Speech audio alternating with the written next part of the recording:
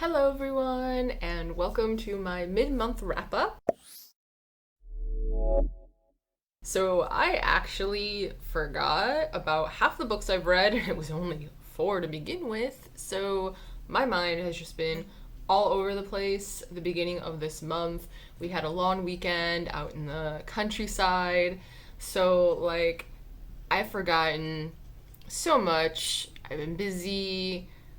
I have been exhausted, so everything is just kind of muddled. So this might be a bit chaotic. The first book I read this month is actually a graphic novel, and that is Montress Volume 1 Awakening by Marjorie Liu and Sana Takeda. This is a horror fantasy graphic novel. This first volume came out in 2016, and I rated it a 4.5 out of 5 stars. So I don't think I can do the summary any more justice than what the back of the book does, so I'm just gonna kind of read it here. It says, set in an alternate world of Art Deco beauty and steampunk horror, Monstrous tells the epic story of Micah Halfwolf, a teenage survivor of a cataclysmic war between humans and Arcanics. In the face of oppression and terrible danger, Micah is both hunter and hunted, searching for answers about her mysterious past as those who seek to use her remain just one step behind, and all the while the monster within her begins to awaken. So I actually just posted a mini reading vlog of this last week, so I'll have that up here. And as you can see, this is just a gorgeous book. The art in this is definitely 5 out of 5 for me. It is just beautiful. Each chapter has this gorgeous title page. I'll try and find something. Well, not that one. That one's a little naked. Oh, here's one that's really cool.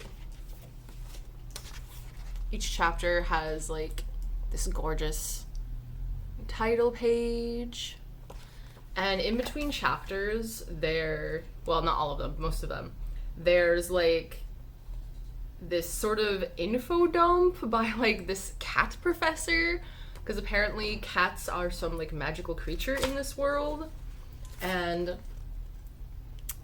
because it is an epic fantasy, there is a lot going on in this world. There's a lot of information, there's a lot of stuff we don't know, and for me that made the beginning a bit confusing because they were using words and names of places that obviously I'm not familiar with since I'm just starting this, and so it's hard to kind of understand what's going on and just how kind of dire the situation is, I suppose, because we don't really know the context for anything yet. And so I do appreciate the cat pages because it talks about the history of the area this takes place in, the history of the setting. It refers to a war that happened that isn't covered in this book because this takes place after, but pretty much has caused a lot of the events in this. So it's pretty much information that you kind of need to know going forward, but doesn't really make sense to reveal in the story itself. But that also kind of shows how complicated this universe is. So be aware of that going into it, is it's not going to be some light, fluffy, easy read. It's going to be a little confusing at first. It's going to be a bit complicated, and you're going to have to be able to follow along to understand. I really love how the artist draws for the story itself. Besides the art being beautiful, there are terrifying scenes in here. The artist is really good at being able to draw a character as really gorgeous in one panel and then flip to the next panel where they're really grotesque, and it suits the mood of what is happening. So this is a series that I plan on continuing. However, I don't purchase books very often, so it'll probably be a while until I'm able to acquire volume 2, and I'm not sure how many there are altogether. I think there are 6, but I'm not positive if this is a finished series or not. Also, one thing that I still don't understand with this book is if it is targeted toward teens or adults, because it's rated M for mature on the back, and there's nudity and gore and stuff in the comic itself, but then it also won an award for a graphic novel for teens. Yeah, Best Publication for Teens award. And so it's just kind of huh? So I don't really understand the target audience of this, but I'm really enjoying it. The next book I read this month I actually don't have anymore, as I've already returned that to the library, but that is All the Young Men by Ruth Burks. It is a nonfiction memoir. It was published in 2020, and I also gave this 4.5 out of 5 stars. So this is a memoir. So this is a memoir, because I'm really struggling with this word today, of the author. She pretty much her entire adult life was helping those who were affected by the AIDS crisis. And during this time, the world was basically just shunning these people and leaving them to die. Hospitals didn't want them, and people were wearing like hazmat suits just to like be in the same room as them. So the information that was available and the fear around everything was just really terrible. And so the book pretty much goes through how she helps people affected by this, what she does when they do pass away, and how she advocates in her community for better care, better education, and just spreading more love for these people instead of hate. So this book was just amazing for me. It's obviously heartbreaking. I was ready to cry in the first few chapters. However, I do believe that everyone should read this book because it is so educational. I kind of knew of the situation a bit just from kind of being in the LGBTQ plus community, and I'm really into drag, and I've heard a lot of their stories of friends and family that have passed away from AIDS and HIV.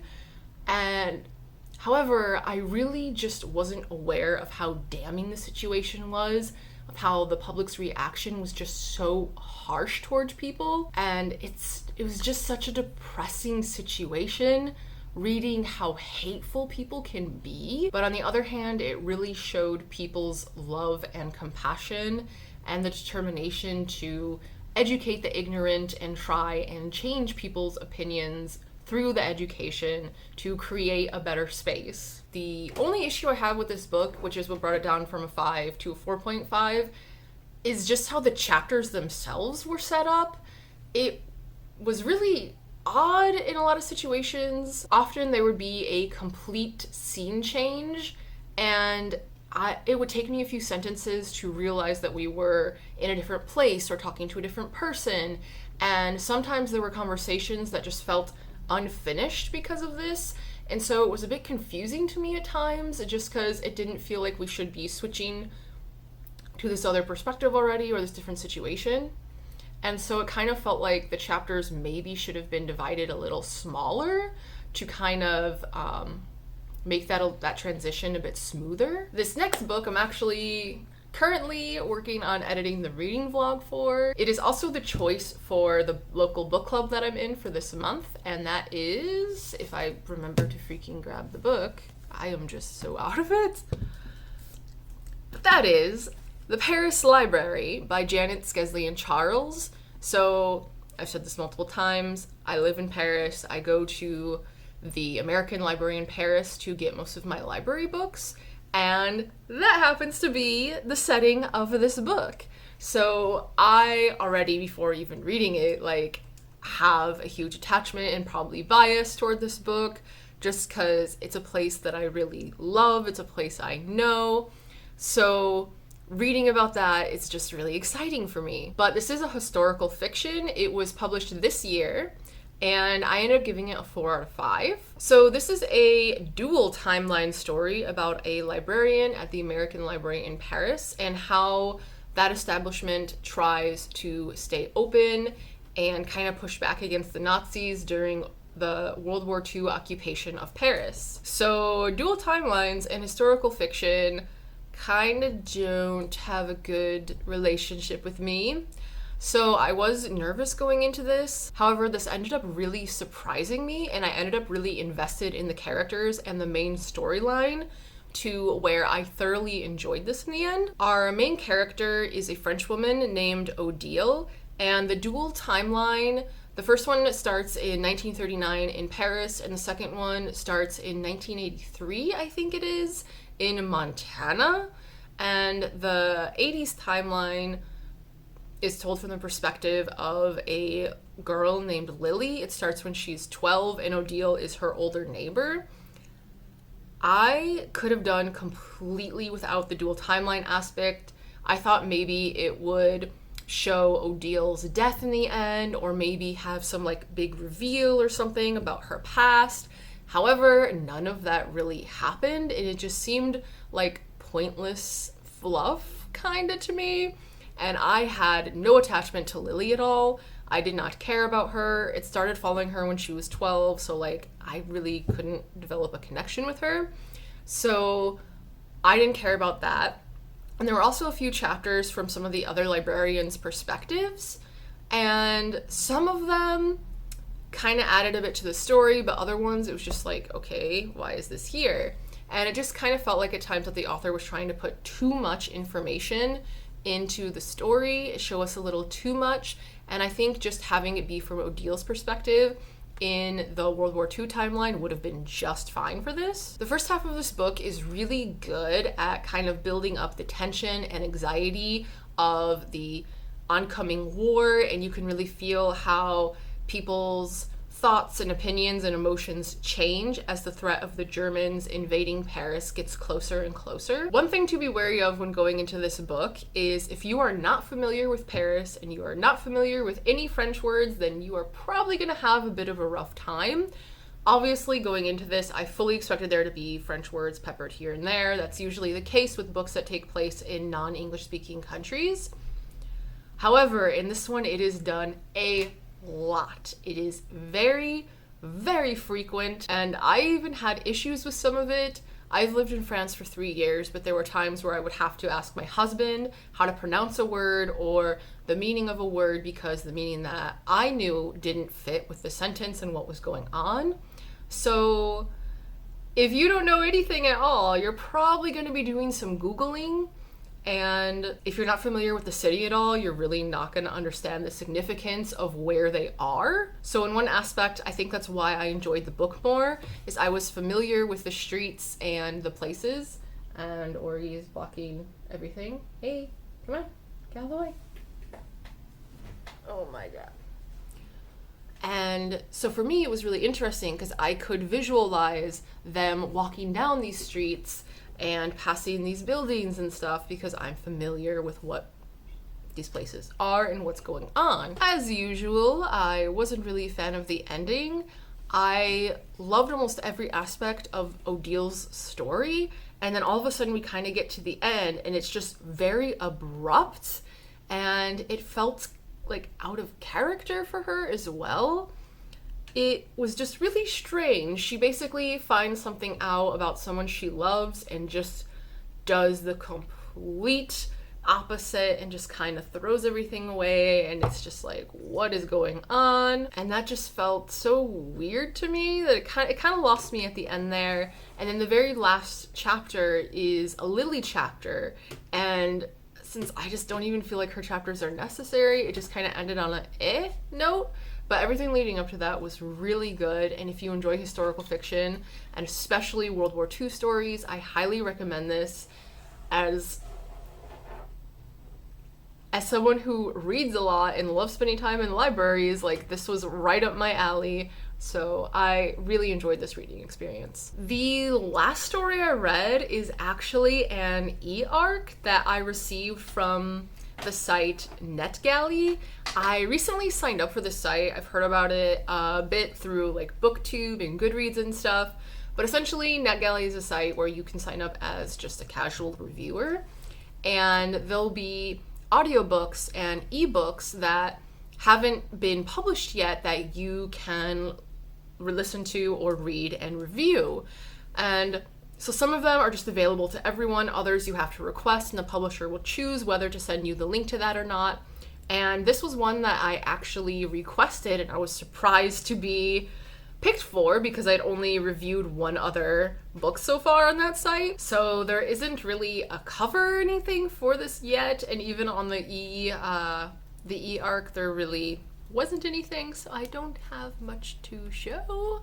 But the story is Small Things Like These by Claire Keegan. This is estimated to come out in November of this year. It is a novella, and I actually rated it a 5 out of 5. So this has been a pretty good reading month so far, even though I've just forgotten fucking everything. So I'm just gonna read the description that is posted on NetGalley for this book, as I don't think I can do any better at summarizing it. So it is 1985 in a small Irish town. During the weeks leading up to Christmas, Bill Furlong, a coal merchant and family man who is father to 5 girls, faces into his busiest season. Early one morning, while delivering an order to the local convent, Bill makes a discovery, and my computer just went to sleep.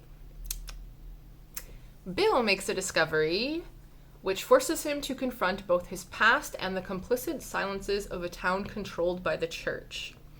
So this book feels surprisingly cozy and gentle, even despite its dark subject matter. It has to deal with the Magdalen laundries of Ireland, which I've heard about and I've listened about in a few podcasts.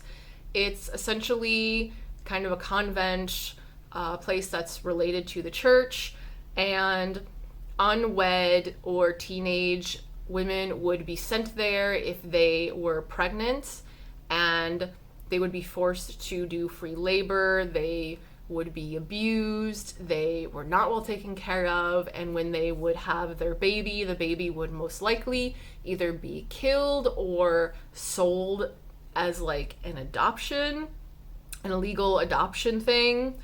So many women lost their babies, many women lost their lives. Their lives were essentially ruined if they were sent to these places, and it was just a very, very shady business, very abusive, and just not a good history. As you can kind of tell by the title, Small Things Like These, the story really does kind of tap into how you don't really see the things that matter to you, even though they are right in front of you, until they're kind of not there anymore. It really reiterates how these small situations and decisions of daily life can really add up to who you are today. And one of my favorite scenes is actually where Furlong is driving on this road that he's unfamiliar with, and he kind of stops to ask where this road leads to, and the guy he asks responds with, well, this road will take you to wherever you want to go.